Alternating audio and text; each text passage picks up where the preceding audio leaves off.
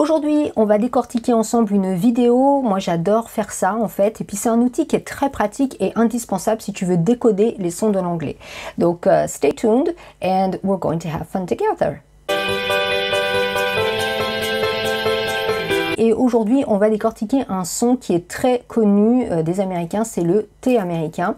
Alors, comme tu le sais en anglais, il y a plein de lettres en fait comme ça, alors moi j'appelle ça des sons, pas des lettres, mais des sons qui existent et qui sont pas du tout les mêmes que chez nous, et notamment le T américain. En fait, le T américain, il a tendance à se prononcer D, et c'est important que tu le reconnaisses parce que ça peut tout changer dans ta compréhension. Tu vois, c'est un peu comme le H, le TH, etc. Et aujourd'hui, on va s'intéresser au T américain, les American T, parce que en fait, on l'entend très souvent, mais on s'en rend pas compte en fait. Tu l'as peut-être entendu, mais sans réaliser que c'était le cas.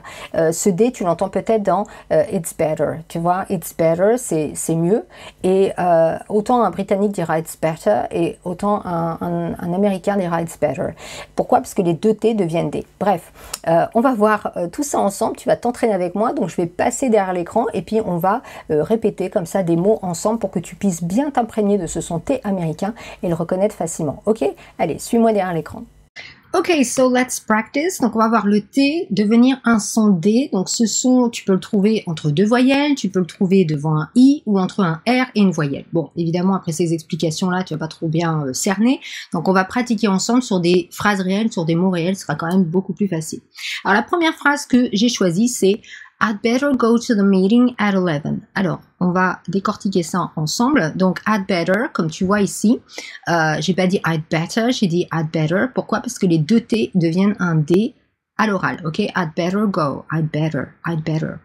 Go to the meeting, pareil ici, on a encore un T qui devient un D. Donc, meeting devient meeting, ok? Meeting. I'd better go to the meeting at 11. Alors, ici, j'ai dit at 11 parce que souvent, quand on fait la liaison, eh ben, on a tendance à transformer le T ici en D, donc ça donnera at 11.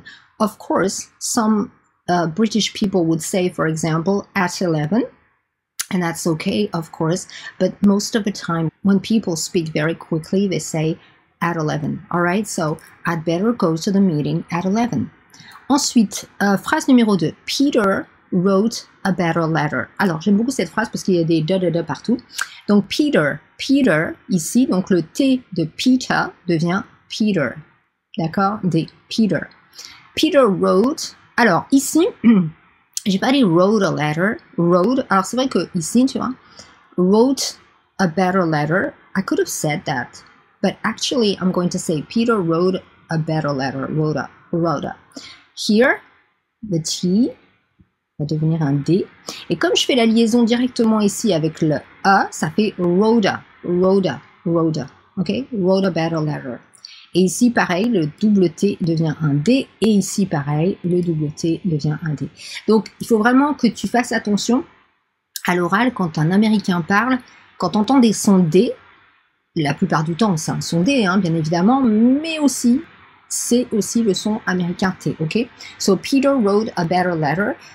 Évidemment, je peux dire aussi Peter wrote a better letter. That's okay. Mais évidemment, ici, je suis sur le American T, hein, d'accord? Donc, Peter wrote a better. Alors, comme j'ai fait ici la liaison wrote a better letter, tu vois, wrote a, j'ai fait wrote a, mais j'aurais pu dire Peter wrote a better letter, ok?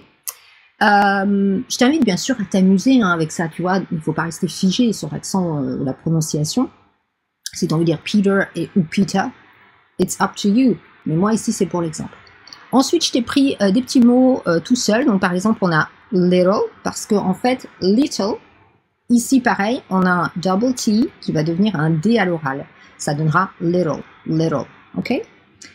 Party qui devient party. Donc ici, le T devient un D à l'oral. Encore une fois, c'est pas de la grammaire ici, hein, c'est vraiment, je suis en train de te faire étudier les sons de l'anglais américain. 40, donc 40 qui devient 40. Donc ici, pareil, hop, le T est bien là à l'écrit. Bien évidemment, tu ne dois pas changer l'orthographe, mais à l'oral, tu entendras 40. Et puis, une dernière petite série de mots pour t'entraîner, city. Donc ici, le T, pareil, encore un son qui devient D. Donc, of course, city is correct, of course, but the American people would say city, okay, city. Quality, quality. Donc le T ici devient un D. Ability, pareil, ça devient un D. OK?